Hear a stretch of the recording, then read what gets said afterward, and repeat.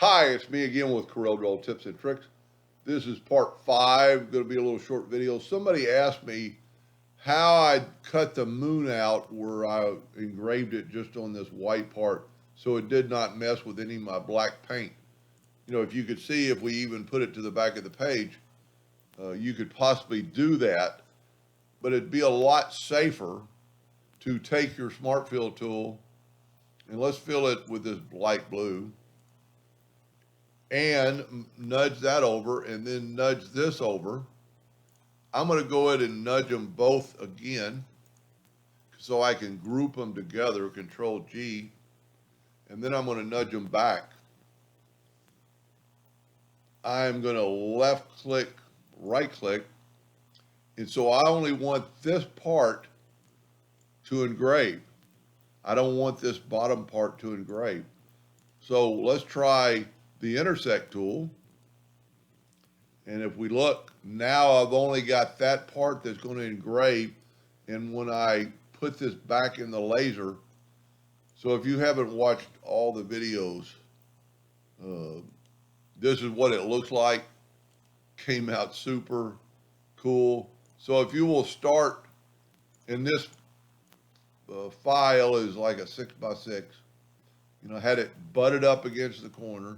I'm going to take I can't really grab the moon, but I can grab the moon now. I don't really need that, so I'm going to take this and nudge it out of the way. I don't need the outline. I'm going to engrave this, and this is what we were talking about earlier in the other parts, that it was all taped over, and I'm going to engrave that, and it's not going to engrave this white, because if we use a yellow box trick, you can see that that's transparent, and there's nothing there for the laser to engrave. So it's not going to touch that. I wish I would have taken a picture of the black paint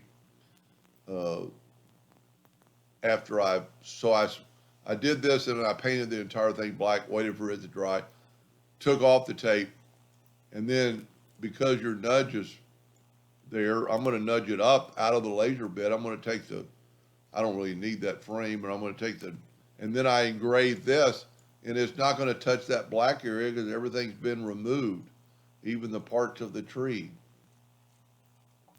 So you're going to run that at a lower DPI.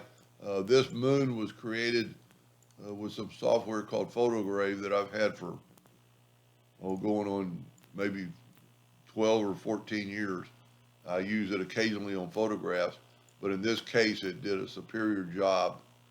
And if you look at the end result, the picture really does it no justice. This is painted black, everything's black, and then engraved this moon that had been painted white previous. So here it is before it went back in the laser with the white paint. So I hope that answered his question, and thank you for watching.